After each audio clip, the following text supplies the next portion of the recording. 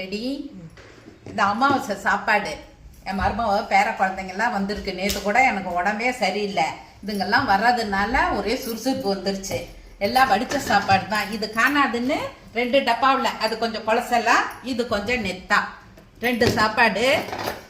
அப்புறம் ரசம், தக்காளி ரசம், அப்புறம் தயிர் பச்சடி தாளிச்சு, அப்புறம் கூட்டு, பீட்ரூட் கூட்டு, பாசிப்பருப்பெல்லாம் போட்டு நல்லா சேர்ந்த மாதிரி அப்போ தான் வரும்.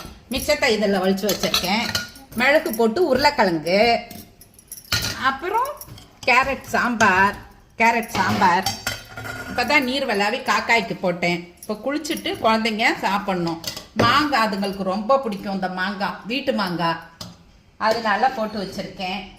அப்புறம் நேற்று எல்லாம் இந்த வீடெல்லாம் வீடு சீவுனா நல்லா தின்னா வருது பாருங்க.